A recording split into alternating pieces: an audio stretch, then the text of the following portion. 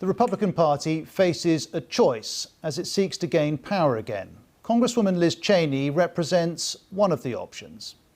I will do everything I can to ensure that the former president never again gets anywhere near the Oval Office.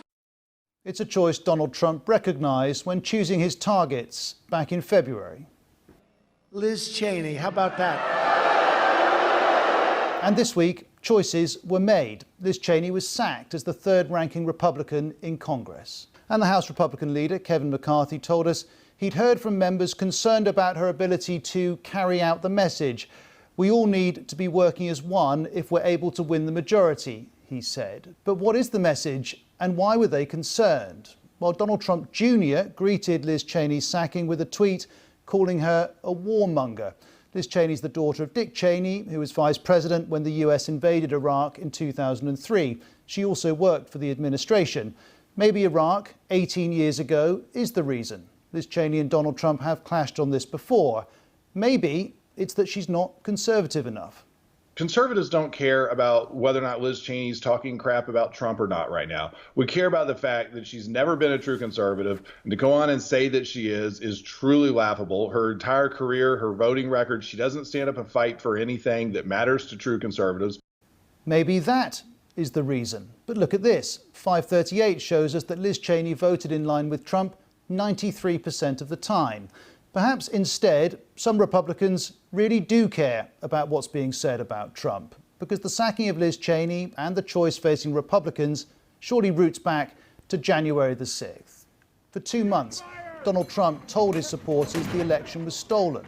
Some of them acted and stormed the Capitol to make the point. And Liz Cheney was clear. None of this would have happened without the president. She's continued in that vein. Last week, Liz Cheney wrote that Republicans must decide whether we are going to choose truth. She said the party is an anti-democratic Trump cult of personality. And as her sacking loomed, this was what she said. I will not sit back and watch in silence while others lead our party down a path that abandons the rule of law and joins the former president's crusade to undermine our democracy. Bear all of that criticism in mind as we listen to this Republican welcoming Liz Cheney's sacking. We're in the minority. We're trying to get in the majority. We're trying to put forward our ideas to the American people. And we can't do that if every time that we go out there to take the microphone, we're distracted by this issue. And so we need to have a unified leadership voice.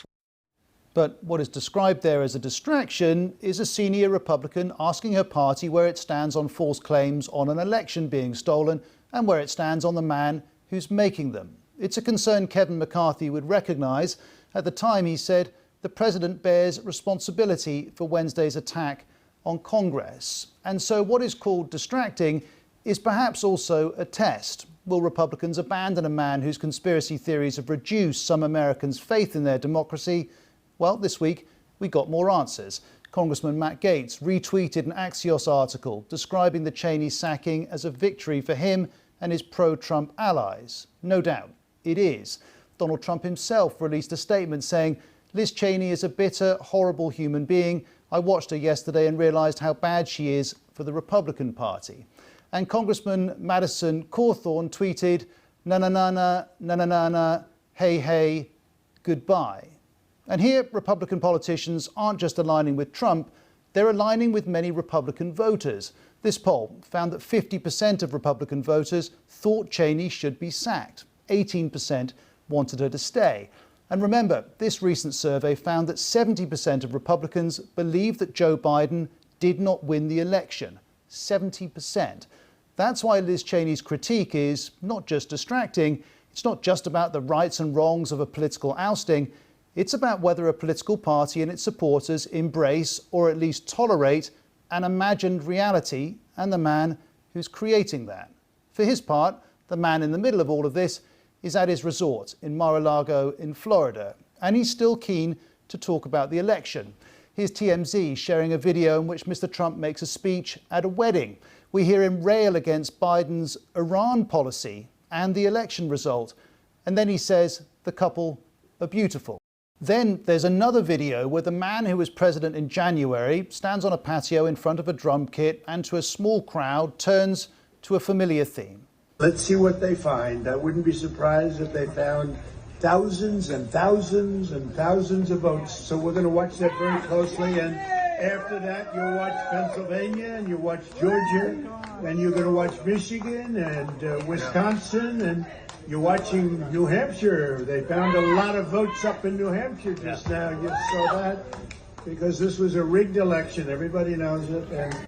And with that, Mr. Trump wrapped up. The crowd waited for the band, and the former president's search goes on for the missing votes which don't exist. And despite the false election claims, the Capitol, the constant looking back, Trump remains central to the Republicans' future. Since he left office, Kevin McCarthy has visited. Former press secretary and now politician Sarah Huckabee Sanders, she's been too. So has Senator Ted Cruz. That's all been too much for some Republicans. Peter Wenner served various Republican administrations. He's written of his party, it's being sustained by insidious lies. And the media commentator Jay Rosen talks of the Republican Party now being counterfactual, of needing fiction to pursue its political battles. Certainly you could be forgiven for being confused by the Republicans. Standing with President Biden this week, Kevin McCarthy said this. I don't think anybody is questioning the legitimacy of the presidential election. I think that is all over with.